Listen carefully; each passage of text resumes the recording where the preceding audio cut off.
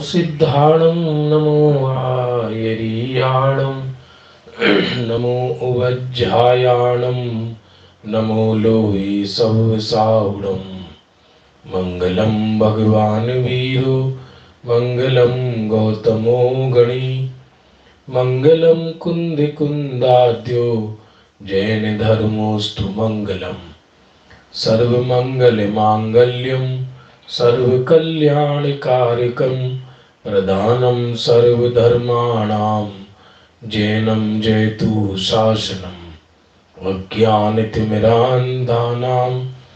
ज्ञानाञ्जनशलाकया चक्षुरुन्मीलितं येन तस्मै श्रीगुरवे नमः। आत्मा ज्ञानं स्वयं ज्ञानं ज्ञानातन्यत् करोति किं परभावस्य कर्तात्मा मोहोऽयं व्यवहारिणाम्। निज स्वरूप को परम रस जामे भरो अपार बंदो परमानंद में समय सारे अविकार। कुंद कुंद मुनि चंद्रवर अमृत चंद्र मुनि इंद्र आत्मरसी बानारसी बंदो पदे अरविंद। बंधुओं, प्रातःकाल के स्वाध्याय का समय हो चुका। कल अपना विषय चला था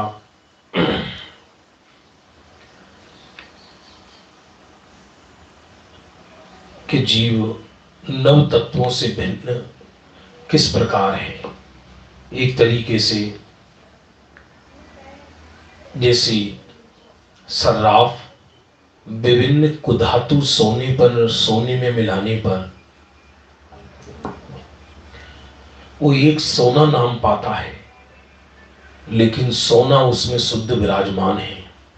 उसी तरह नव तत्वों में, संसार के पचड़ों में, तीनों लोक तीनों काल में, सुख दुख में, बंध में, मुक्ति में, हर अवस्था में भगवान आत्मा सदा त्रिकाल शुद्ध विराजमान है।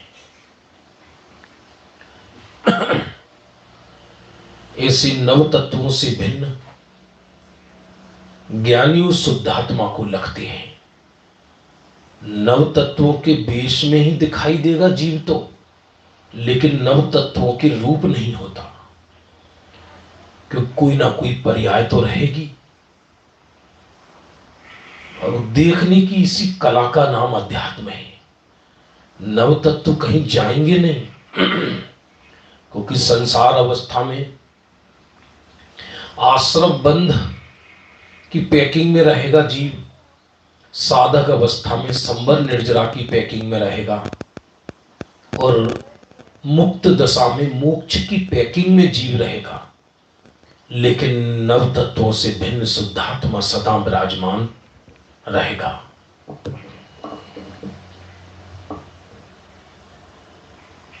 नव तत्व परमार्थ रूप से देखे जाए तो ज्ञानी के लिए ज्ञेय मात्र हैं,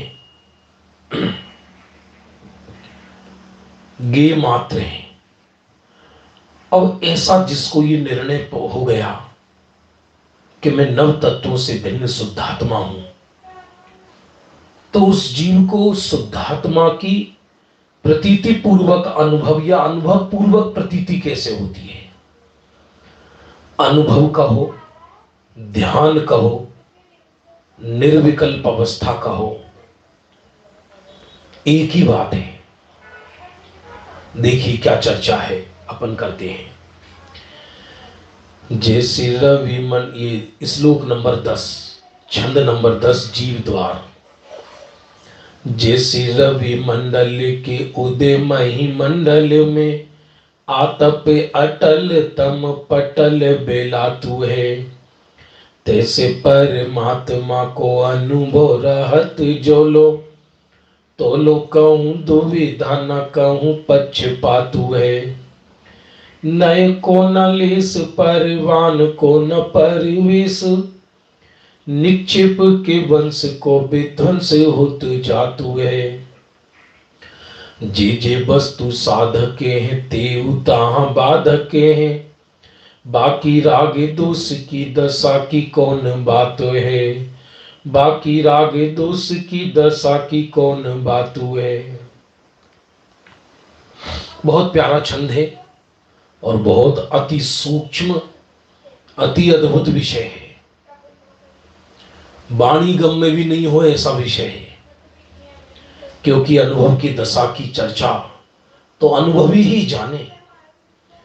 अरे अनुभव के काल में आत्मा किस प्रकार अनुभव में आता है, ये जब अनुभवी ही नहीं कह सकते तो मिथ्या दृष्टि ताल ठोक कर कह रहे हैं कि हम बताएंगे आत्मा कैसा है, ये कैसे संभव है।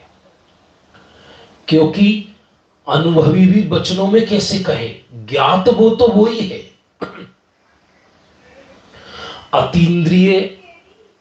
अतीन्द्रिय अनुभव में आने वाली चीज वचन गम में नहीं है। वचनों से उसका कथनचित किंचित निरूपण करने की चेष्टा है। वो तो निर्विकल्प अनुभव का जो है वो तो वही है। याद रखना, अनुभव और प्रतीति ये दोनों अलग अलग चीज है। प्रतीति श्रद्धा गुण की पर्याय है और अनुभव मुख्यतया शुद्धोपयोग कहो, चारित्र और ज्ञान गुण सहित कहो, क्योंकि अनुभव के काल में सभी गुणों की पर्यायों को लिया जाता है। मुख्य रूप से उपयोग स्वरूप में लगा, उपयोग ने स्वरूप को विषय बनाया तो वह शुद्धोपयोग कहलाता है। तो जैसे रवि मंडल के उदयमयी मंडल में आतप अटल तम पटल बेलातु है, जिस प्रकार सूर्य के उदय में भूमंडल पर धूप फैल जाती है, जैसे रवि मंडल, मंडल माने समूह है, तो किरणों का समूह है। जैसे सूर्य की किरणों के उदय से महिमंडल माने धरती पर आतप अटल माने धूप प्रकाश फैल जाता है और पटल विलात है, तम पटल अंधकार चला जाता है। सत्य तो यह है, प्रकाश ने कभी अंधकार का चेहरा नहीं देखा और अंधकार ने प्रकाश का चेहरा नहीं देखा। जो शुद्धोपयोग रूप ज्ञान ज्ञानी की निर्मल दशा है, उसने राग देखा ही नहीं है। ये तो कहने का व्यवहार है कि राग चला गया, ये तो कहने का व्यवहार है कि ज्ञानी ने राग का नाश कर दिया, उत्पन्न ही नहीं हुआ तो ये कहा गया कि नाश कर दिया, उत्पन्न ही नहीं हुआ। अरे जैसे रवि मंडल के उदयमयी मंडल में, बहुत अद्भुत छंद है, जैसे प्रकाश के उदय में धरती पर प्रकाश फैल जाता है, अंधकार का नाश हो जाता है, तैसे परमात्म को अनुभव रहल रहत जो लो। तैसे परमात्मा, परमात्मा के दो अर्थ हैं, एक तो अनंत सिद्ध वो परमात्मा और एक ये आत्मा ही परमात्मा है। तैसे परमात्म को अनुभव रहत जो लो, एक परमात्म का अर्थ है, क्योंकि जीव द्रव्य है वो आत्म है और जीव तत्व है वो परमात्म है। दोनों में अंतर समझ में आ रहा है नहीं आ रहा? जीव द्रव्य है वो आत्म है, क्योंकि उसमें शुद्ध अशुद्ध सब पर्याय शामिल हैं, और जो जीव तत्व है वो परमात्म है, जो शुद्धने का विषय है। अरे जरूरी नहीं है कि शुद्ध ने जानने वाले को शुद्ध ने हो सकता है कोई ज्ञानी शुद्ध ने का प्रयोग कर रहे हो और उन्हें मालूम ही ना हो ये शुद्ध ने है। आप कहोगे कैसी बातें कर रहे हो कि हाँ, एक शेर को भी सम्यक्त होता है तो वो शुद्ध ने के प्रयोग से होता है, लेकिन शुद्ध ने वो जानते नहीं है कि शुद्ध ने क्या है, क्योंकि देह रागादि परिणाम से भिन्न जो शुद्धात्मा है उसको दृष्टि करना है। तो जो परिणाम, ज्ञान का जो परिणाम माने उपयोग, जब देह और राग आदि से भिन्न शुद्धात्मा को विषय करता है तो उस उपयोग का नाम शुद्ध ने है। क्या गजब है! शुद्ध ने आत्मा को विषय बना रहा है, लेकिन शुद्ध ने को यह विकल्प नहीं है कि मैं शुद्ध ने हूं। शुद्ध ने को यह विकल्प नहीं है कि मैं शुद्ध ने हूं, क्योंकि यदि शुद्ध ने को यह विकल्प हो कि मैं शुद्ध ने हूं तो वह अशुद्ध ने बन जाए। नहीं आया समझ में? शुद्ध ने उसी को कहते हैं कि जो अपनी दुनिया को विस्मृत करके आत्मा में समा जाता है। जैसे प्रेमिका की दुनिया प्रेमी से बनी है। हां, आज अष्टमी है, आज अष्टमी है। कई लोग घर में बच्चे होते हैं, वो कष्टमी कहते हैं अष्टमी को, कहते कि आज हरी भरी नहीं मिलेगी खाने को। विषय बहुत सूक्ष्म है सुनने जैसा, और सूक्ष्म का अर्थ ये नहीं है कि जो किसी के समझ में नहीं आए वो सूक्ष्म। सूक्ष्म का अर्थ है कि ये वचनों के पार और इंद्रिय ज्ञान के पकड़ में नहीं आता। निर्णय के लिए भी एक उपयोग सूक्ष्म करना पड़े, शुद्धोपयोग की चर्चा है। तो शुद्ध ने को स्वयं शुद्ध ने का विकल्प नहीं है, उसी का नाम शुद्ध ने है। यदि शुद्ध ने को शुद्ध ने का विकल्प हो तो वह शुद्ध ने बन जाए, बल्कि शुद्ध ने कि ये विचार है कि मैं शुद्धात्मा हूं।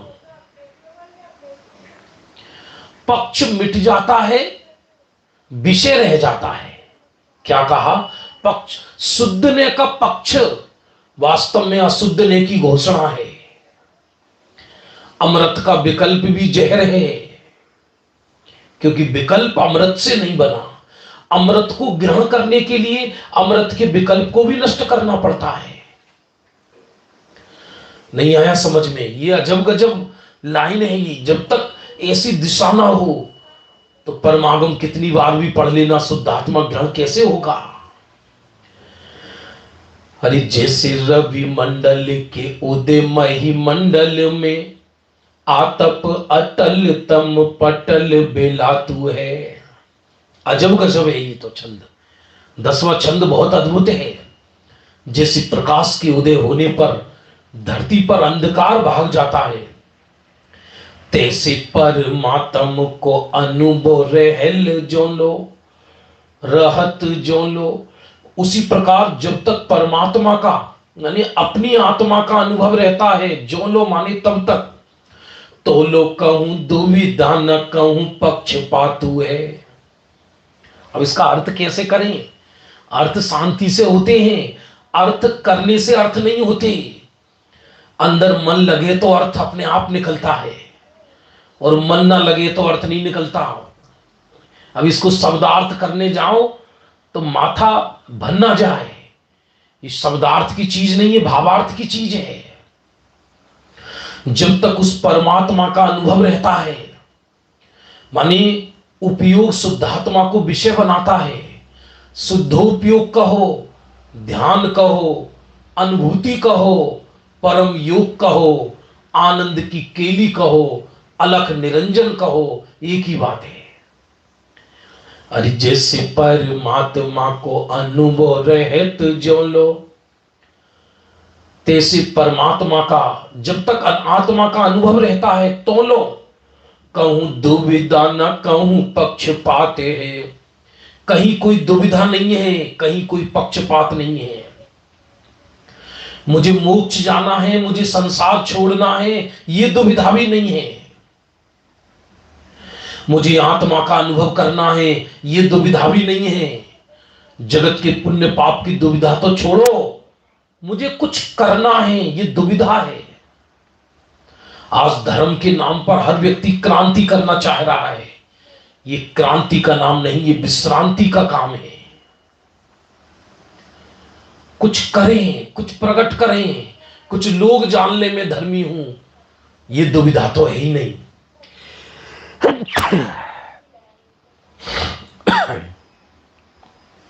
हम उन्हीं के जीवन को सफल मानते हैं, हम उन्हीं के जीवन को सफल मानते हैं जिन्होंने कुछ प्रकट कर लिया हो। हम उन्हीं के जीवन को प्रकट सफल मानते हैं जिनमें कुछ कलाएं हो। ये कला वाला नहीं है,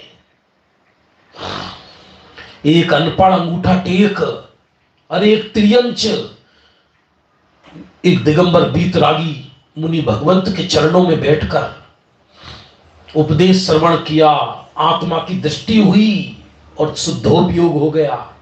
शुद्धोपयोग के लक्ष्य से शुद्धोपयोग नहीं होता। निर्विकल्पता का लक्ष्य सविकल्पता को आमंत्रण देना है। ये विकल्प क्यों उत्पन्न हुए, ये विकल्प क्यों उत्पन्न हुए?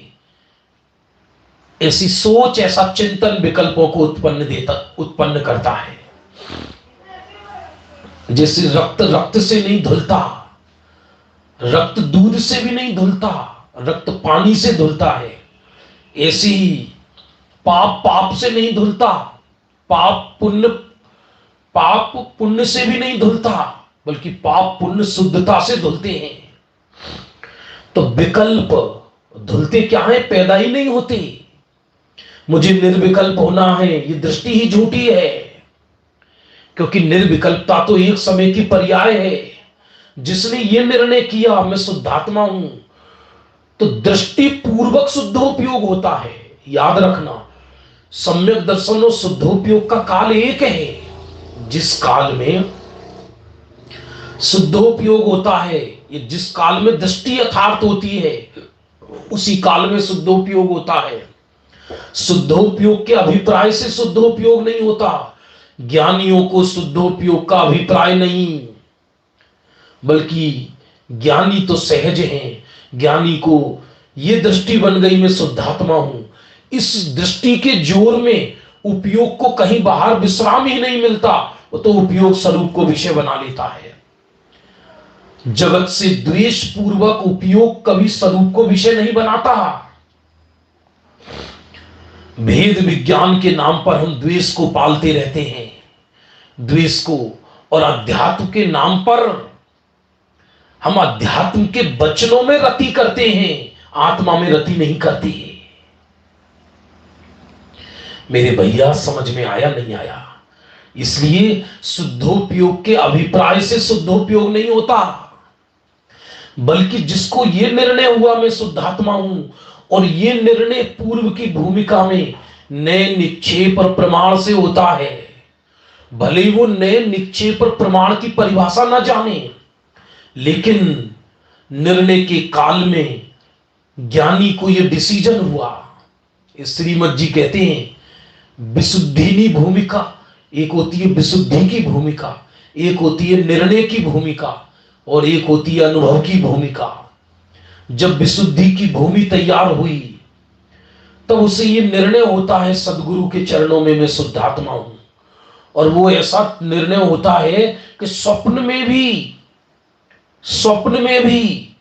वो निर्णय जब निर्धार बन जाए तब सच्चा निर्णय कहलाता है, और निर्णय यदि विस्मृत हो जाए तो निर्णय सच्चा नहीं कहलाता। तो जब ये निर्णय हो गया कि मैं शुद्धात्मा हूं, त्रिकाल चैतन्य परमात्मा हूं, तब उसे शुद्धोपयोग की भी दरकार नहीं होती। अरे ज्ञानी शुद्धोपयोग से उदास भी नहीं है, क्योंकि ये ज्ञानी शुद्धोपयोग से उदास हैं ये कहना भी सही नहीं है, क्योंकि ज्ञानी तो शुद्धोपयोग स्वरूप में रहते हैं। जिसने सोने के पहाड़ पर कब्जा कर लिया हो, वो सोने की धूल को झाड़ू से समेट कर नहीं लाएगा। नहीं आया समझ में? इसलिए जिसने शुद्धात्मा पर कब्जा कर लिया हो, उसे शुद्धोपयोग की दरकार नहीं रहती।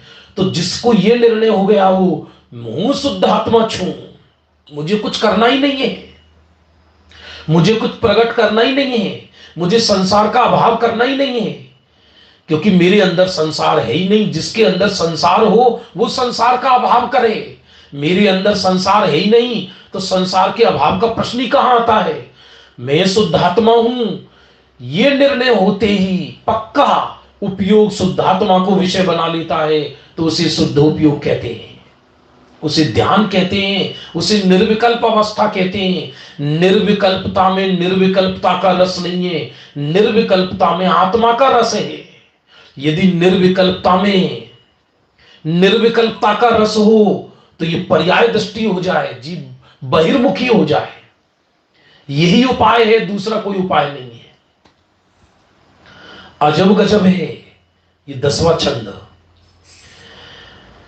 अरे तैसे परमात्मा को अनुभव रहत जो लो, तो लो कहूं दुविधा न कहूं पक्षपाते हैं। फिर वहां कोई दुविधा नहीं है। दुविधा, अभी तो हम जगत की दुविधा में पड़े हैं। ये रोग कैसे मिटेगा, ये शोक कैसे मिटेगा, ये कोरोना चल रहा है, ये जीवन कैसे चलेगा, फलाना बच्चा कैसे पढ़ेगा, बच्ची कैसे पढ़ेगी। ये तो पाप की दुविधाएं हैं, ये तो स्पर्श भी नहीं करती ज्ञानियों को। इनकी तो बात ही मत करना। जिनको बाबूजी युगल जी कहते हैं, जिनको रेगिस्तान में जुकाम हो जाता हो, वो हिमालय की तलहटी पर जाकर या हिमालय पर झंडा फहराने की कोशिश ना करें, वरना मरेंगे। जिनको अभी देह रागादि परिणामों से भिन्नता करने में पसीना छूटता है, वो शुद्धात्मा के शुद्धोपयोग को कैसे प्राप्त करेंगे। अरे मुझे शुद्धोपयोग चाहिए ही नहीं, ऐसा अजब गजब है। सीता ने राम का वरण किया, जानते हो क्यों किया? क्योंकि स्वयंवर हो रहा था। स्वयंवर में यह आश्चर्य है, स्त्री चुनती है पति को, पति नहीं चुनते स्त्रियों को। इसलिए मुक्ति चुनती है आत्मा को, आत्मा नहीं चुनता मुक्ति को। स्वयंवर में रामचंद्र जी गर्दन झुका के बैठे थे, सैकड़ों राजकुमार बैठे थे, लक्ष्मण के साथ आए राम, दशरथ नंदन, मर्यादा पुरुषोत्तम राम। तो सीता की जो सखी थी सबका परिचय देती जा रही थी। ये अवध के, ये चंपापुर के राजकुमार हैं, इनसे ज्यादा सुंदर कोई नहीं है। तत्काल सीता ने विवेक किया, सुंदर लोगों में विवेक कम होता है, चलो आगे बढ़ो। बोले हस्तिनापुर के राजकुमार हैं, ये चक्के छुड़ा देते हैं शत्रुओं के, बहुत बल होता है इनमें।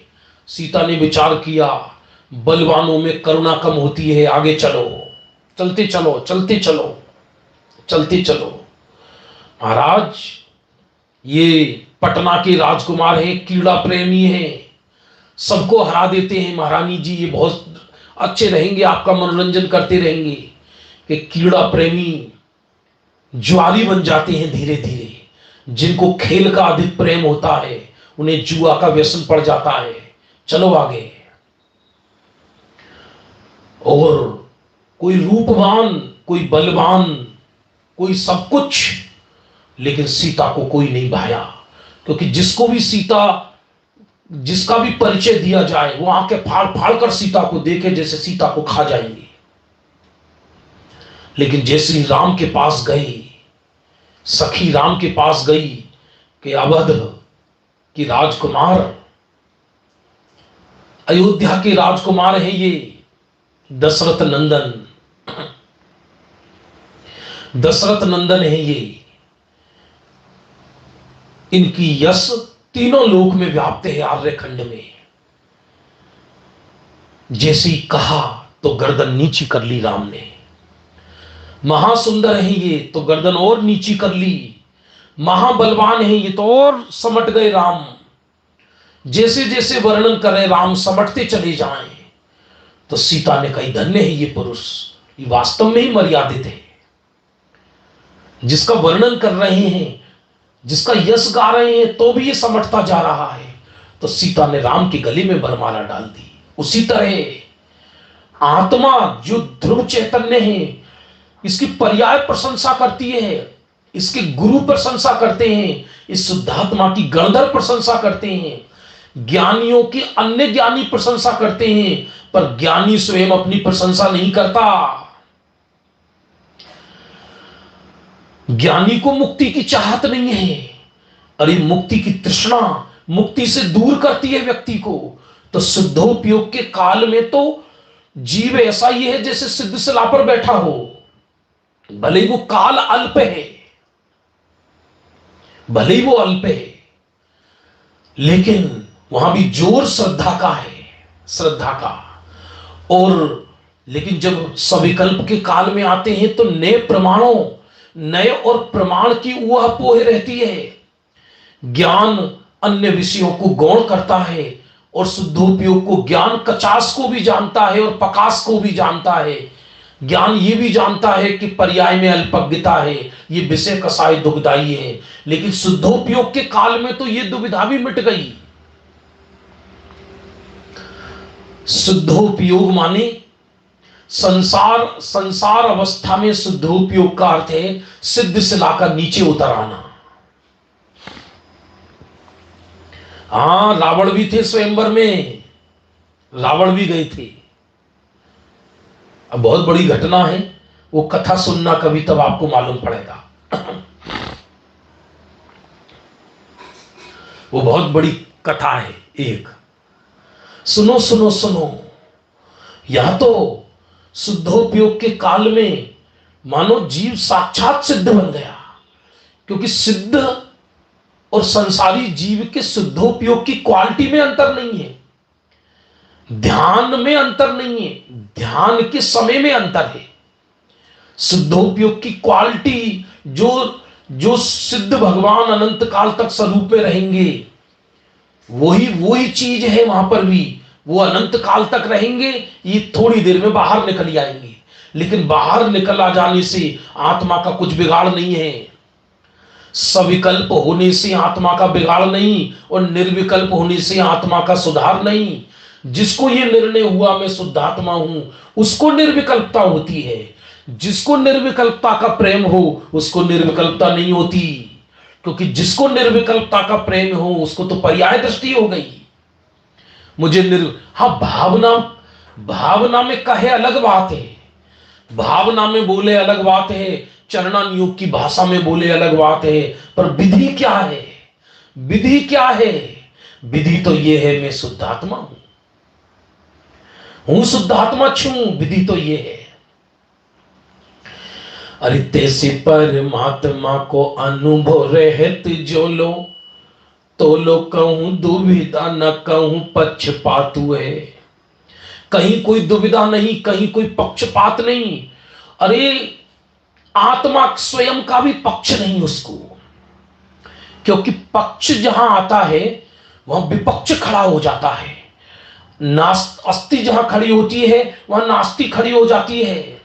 कोई ये कहे कि ज्ञानी को शुद्धात्मा का पक्ष है, लेकिन विकल्प के काल में, निर्विकल्प के काल में तो आत्मा का पक्ष भी नहीं है, आत्मा का भोग है। यदि आत्मा का पक्ष हो, पक्ष माने विकल्प, वो विकल्प भी नहीं है उसको उस समय। अमृत का विकल्प भी जहर स्वरूप है, अमृत स्वरूप नहीं है। क्योंकि यदि अमृत का विकल्प अमृतमयी हो तो फिर अमृत की क्या जरूरत है? विकल्प का ही सेवन कर लो ना। मुक्ति का विकल्प स्वयं बंद स्वरूप है या मुक्त स्वरूप है? क्या कहा? मुक्ति का विकल्प स्वयं मुक्त रूप है या बंद रूप है? इसलिए मुक्ति का विकल्प स्वयं बंद स्वरूप है। यह बात जरूर है कि मुक्ति का विकल्प भूमिका अनुसार आता है। यह विकल्प जरूर है कि चैतन्य का चिंतन सविकल्प दशा में चलता है, लेकिन चैतन्य चिंतन के रस पूर्वक चिंतन नहीं चलता। ज्ञानी को चिंतन का रस नहीं है। हम जो कहते हैं ना चिंतन करो आत्मा का, चिंतन करो, अरे भैया विधि नहीं है, ये भावना है, विधि नहीं। आत्मा का चिंतन करो, ये भावना है, पर विधि नहीं। विधि तो कुछ है ही नहीं। विधि तो ये है कि जिसे ये मालूम पड़ा मैं चैतन्य हूं, उसको स्वयं चिंतन चलता है, और धीरे धीरे चिंतन विलय को प्राप्त होकर वो जो चिंतन था उपयोगी तो था, वो उपयोग चिंतन छोड़कर स्वरूप में विलीन हो जाता है। शुद्धात्मा का पक्ष भी मिट गया। आते आएंगे बहुत ज्यादा कलश एक साथ। अशुद्ध अनित्य का तो पक्ष ही नहीं, ज्ञानी को नित्य का भी पक्ष नहीं। ज्ञात वो तो वो ही है। पक्ष नहीं माने विकल्प नहीं। शुद्ध ने का विषय तो है, पर शुद्ध ने का पक्ष नहीं, विकल्प नहीं। क्योंकि पक्ष एक तरीके से खिंचाव को कहते हैं। यहां से हटो इधर आओ, अब वहां खिंचाव नहीं है। खिंचाव में विश्राम नहीं है, खिंचाव में आनंद नहीं है, खिंचाव नहीं है। यहां तो उपयोग स्वरूप में तद्रूप हो गया, उपयोग स्वरूप में तद्रूप हो गया। इसलिए शुद्धात्मा का पक्ष नहीं है, शुद्धात्मा का भोग है। शुद्धात्मा का चिंतन नहीं है, शुद्धात्मा में विलय है। और यदि कदाचित चिंतन है भी तो वो अबुद्धि पूर्वक है शुद्ध उपयोग में। यूं तो अबुद्धि पूर्वक शुक्ल ध्यान में भी विचार आते हैं, उन विचारों की चर्चा नहीं चल रही है। ये परम अध्यात्म है। ये अजब गजब छंद है 10वां, केवल ज्ञान हो जाए ऐसा है, जरा भी अतिशयोक्ति मत समझना। तैसे परमात्मा को अनुभव रहत जो लो, तो लो कहूं दुविधा न कहूं पक्षपाते हैं। जब तक शुद्धोपयोग रहता है, ध्यान अवस्था रहती है, अनुभूति रहती है, तब तक कोई दुविधा नहीं, कहीं कोई पक्षपात नहीं। अरे सत्य तो यह है कि निर्विकल्प से सविकल्प हो जाए, दुविधा तो उस समय भी नहीं है। लेकिन चारित्र की अस्थिरता ज्ञान में आती है, और भावना ये चलती है ज्ञानी को, ये चारित्र की अस्थिरता मिटे। श्रद्धा उस समय भी यही है कि मैं शुद्धात्मा हूं। श्रद्धा पूर्ण को विषय नहीं बनाती, उसी का नाम प्रतीति है। उसी प्रतीति के जोर पर पुनः पुनः शुद्धोपयोग होता है। बाकी तो सब दुविधाएं मिट ही गई, बाकी दुविधा का तो कोई काम ही नहीं है। और जगत की दुविधाओं का क्या काम है? कोई दुविधा नहीं। मेरा संसार कब नष्ट होगा, मैं मोक्ष कब जाऊंगा, यह भी दुविधा नहीं है। मुझे शुद्धात्मा का अनुभव करना है, यह भी दुविधा नहीं है। मेरा जन्म निकला जा रहा है, यह भी दुविधा नहीं है। ये भावना ही भावना है कोरी। एक बोल है, शायद बहनश्री का है, सुनने जैसा है। जिसकी भावना आंशिक फलित नहीं हुई हो, वो भावना सच्ची नहीं है। नहीं आया समझ में? कोई ये कहे चलो मोक्ष मार्ग में लगो, चलो स्वाध्याय करो, चलो कल्याण करो। हम कहते भावना तो बहुत है पर भैया, भावना तो बहुत है पर भैया, ये छल है, छल। क्योंकि सच्ची भावना वही कहलाती है जिसका आंशिक परिणमन हुआ हो। जैसे घर में पुरुष वर्ग भोजन करते हैं और बहनें बनाती हैं, तो किसी पुरुष ने कहा अपनी पत्नी से चलो भोजन दो, अब थोड़ी तसल्ली रखो, हम बना रहे हैं। क्यों? क्योंकि उसने बनाना शुरू कर दिया है, इसलिए उसका कहना सत्य है। लेकिन वो पड़ी सो रही हो और आटा भी नहीं बढ़ा हो और कहे भावना बहुत है, तो वो छल है। उसी तरह उपयोग बहिर्मुखी है, उद्देश्य जगत का है। साता जन्य सुख चाहिए जगत में। धर्म भी एक फैशन बन गया है। धर्म भी 25-50 लाख हो जाए फिर निवृत्ति लेंगे, 25-50 लाख हो जाए फिर तीर्थ पर ले जा, तीर्थ पर रहकर निवृत्ति करेंगे। ये कोई कल्याण बल्याण नहीं है, या सब कल्याण के रास्ते हैं। तो आंशिक भावना जिसकी परिणति में शुरू हो गई हो, उसकी आंशिक भावना, उसकी भावना सार्थक कहलाती है। अरे तैसे परमात्म को अनुभव रहत जो लो, तो लो कहूं दुविधा न कहूं पक्षपाते।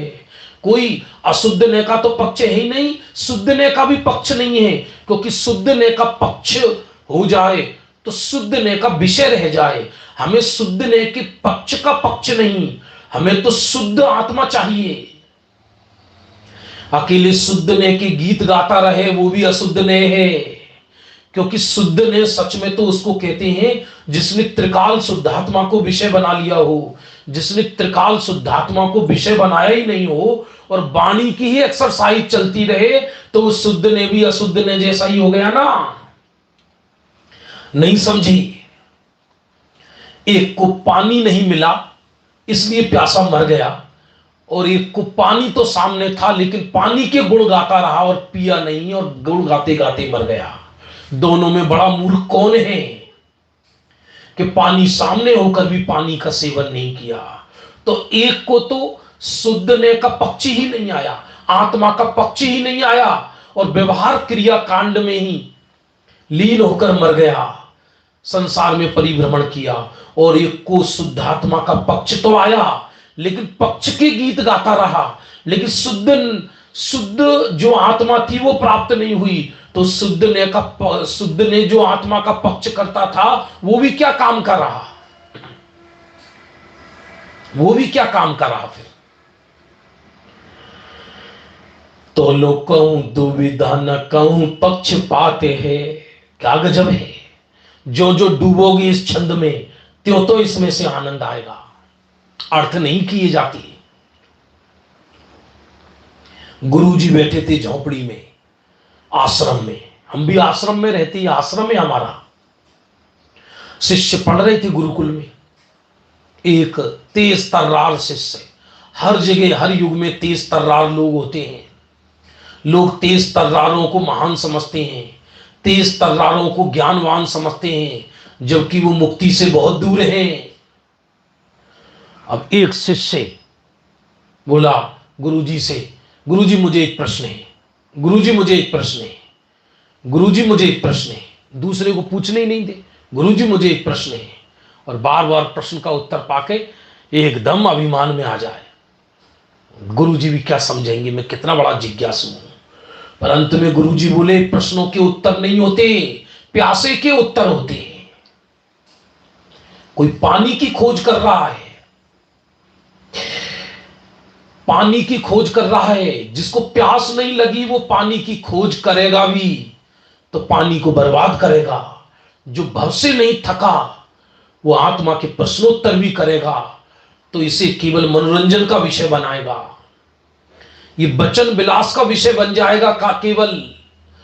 जैसे प्यासे व्यक्ति यदि पानी को तलाशे तो एक एक बूंद को पिएगा, तृप्त होगा, और यदि प्यासा नहीं है और पानी मिल भी गया तो हाथ पैर धोएगा, कुल्ला करेगा, पानी बिखेरेगा, पानी को बर्बाद करेगा। उसी तरह जिसे लगन लगी है, जिसे प्यास जगी है, जो संसार से थक गया है, ये तो पहले हो चुकी बात, विशुद्धि आदि हो चुकी उसको। जो जग से थक गया, जगत से थक गया, जिसे जगत सुहाता नहीं, याद रखना जगत से द्वेष नहीं है, द्वेष पूर्वक कभी कोई आत्मा में नहीं आता, जगत से तटस्थ हो गया। अब संसार में जिसका कोई लेना देना नहीं रहा उसे नए और प्रमाण से ज्ञात होता है। शुद्ध नए एक विकल्पात्मक शुद्ध नए होता है जो सम्यक्त सन्मुख जीव को होता है। वो सम्यक्त सन्मुख जीव नए और प्रमाण से ये जानता है कि आत्मा नित्य अनित्य आत्मक है। तो साथ में ये जानता है कि जो नित्य है ये मेरा शाश्वत स्वरूप है, और जो नित्य है एक है सामान्य है वही मैं हूं। तो ये विकल्पात्मक शुद्ध नय हुआ। तब ये विकल्पात्मक शुद्ध नय में इस शुद्ध नय का विकल्प मिट गया, और जो शाश्वत वस्तु है वो जो उपयोग था विकल्पात्मक, समझ लो, वो विकल्प मिटकर उपयोग उस जो शुद्ध आत्मा जिसका निर्णय किया था सविकल्प अवस्था में उसके अंदर समा गया। तो शुद्ध ने का पक्ष मिट गया पर शुद्ध ने रह गया, और शुद्ध ने का आनंद रह गया। इसका नाम है निर्विकल्प दशा।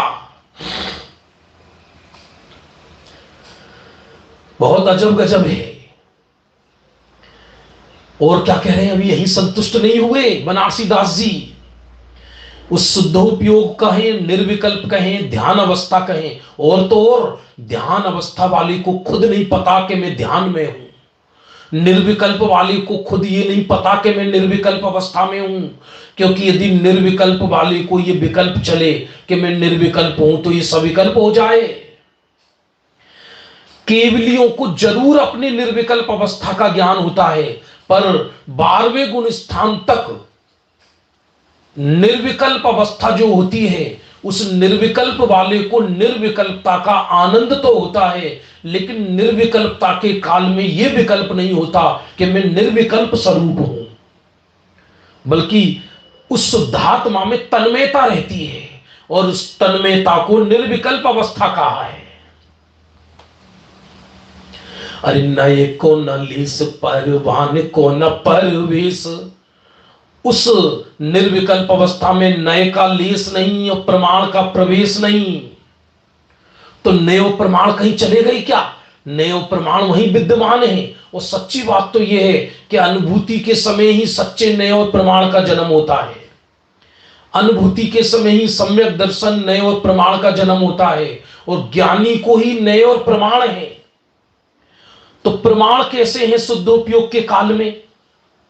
कि शुद्धात्मा भी है और उस शुद्धात्मा को भोगने वाली आनंद की पर्याय भी है, तो प्रमाण हो गया। और उसी समय जो उपयोग है वो सबको गौण करके एक शुद्धात्मा को विषय बनाता है, तो उसी समय ने भी है। और दृष्टि में तो मुख्य और गौण होती नहीं है। दृष्टि तो अपने को एक शुद्धात्मा स्वीकार करती है, इसलिए शुद्ध नय के विषय में दृष्टि पसरती है, लेकिन ये कोई विकल्प वहां नहीं है। न प्रमाण का विकल्प है, न नय का विकल्प है, कोई मगजमारी नहीं है, रंच मात्र भी। आनंद ही आनंद है। अरे नय को न लेस परवान को न परवेश, निक्षेप के वंश को विध्वंस होत जात है। नए प्रमाण और निक्षेप के वंश का विध्वंस हो गया, वहां पर उनका कोई विकल्प ही नहीं है। ये पूर्व में रहते हैं पर शुद्धोपयोग के काल में नहीं है। एक व्यापारी सुबह से शाम तक मेहनत करके, सुबह से शाम तक मेहनत करता है एक व्यापारी, और वर्ष में एक बार 15 दिन के लिए पिकनिक पे जाते हैं, पूरी अपनी घर की पलटन को लेके गई। अब वो मगजमारी, इतनी मुश्किल से दुकान से निकले, टिकटें कराई, बड़ी मुश्किल से टिकट हुए, पप्पू चल पप्पी चल, जन कौन कौन को लेकर गए वहां पर, और बड़े हजारों विघ्न करके फिर कहीं हिल स्टेशन पे पहुंची, और वहां जाकर फोन आ जाए तो उस फोन को तोड़ मारे, पटको इसको बंद करो और शांति से सोने दो, सोने दो, ये कहते हैं। ऐसे ही नए प्रमाण की जो भी उलझन सुलझन थी वो पूरी हो चुकी। अब वो शुद्धोपयोग के काल में नए प्रमाण कहां चले जाते हैं हमें नहीं पता, क्योंकि जो ध्यान अवस्था में है उसे सच पूछा जाए और सुनो गजब, शुद्ध ने क्या चीज है? ज्ञान की वो पर्याय जो स्वरूप को विषय बना रही है, लेकिन ज्ञान की वो पर्याय जो स्वरूप को विषय बना रही है वो ही शुद्ध ने है उस काल में, क्योंकि शुद्ध ने से ही आत्मानुभूति का जन्म होता है। लेकिन उस शुद्ध ने को ये विकल्प नहीं है कि मैं शुद्ध ने हूं। इसको बनारसी दास जी कहते हैं, ने जाने प्रमाण ने निक्षेप कहीं कहां चले जाते हैं, एकमात्र आनंद आनंद आनंद रहता है। अरे जे जे वस्तु साधक हैं तेहु ताहा बाधक है। निर्णय करने के काल में प्रमाण ने निक्षेप को साधक कहा, अनुभूति के काल में वही चीज बाधक हो जाती है। वही चीज बाधक, अग्नि पकवान बनाती है लेकिन वही अग्नि जलाती भी है। अग्नि पकवान बनाने में साधक है, लेकिन ज्यादा बनाओगे ज्यादा जलाओगे तो पक जाएगी, ज्यादा खिचड़ी पे ज्यादा आग दिखाओगे तो जल जाएगी। अब नए प्रमाण से निर्णय हो गया जब शुद्धात्मा का, और ये निर्णय हो गया मैं एक शाश्वत चैतन्य तत्व हूं, तो अब बस बात खत्म ना। जब साबुन कपड़े में लगा दिया तो अब साबुन को क्या लेकर नाचोगे? साबुन से कपड़ा धुलता है, पर इसका अर्थ ये नहीं कि कपड़े में साबुन ही लगे रहने दें। नए प्रमाण साबुन जैसे हैं, इससे कपड़ा साफ हो गया, अब इस साबुन को निकाल दो, अब उसकी जरूरत नहीं है, अब कपड़े पहनने का सुख भोगो। उसी तरह नए प्रमाण से विकल्पात्मक ज्ञान में शुद्धात्मा का निर्णय हो गया। अब जब शुद्धात्मा का निर्णय हो गया कि मैं त्रिकाल एक शाश्वत चैतन्य तत्व हूं, मैं चिद मात्र हूं, भाषा कुछ भी बोलो, तो रुचि के आवेग में उपयोग अंदर समा जाता है,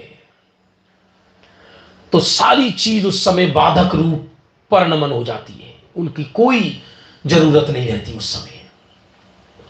अरे जे वस्तु साधके है तेऊ ताहा बाधके है, बाकी राग दोष की दशा की कौन बात है।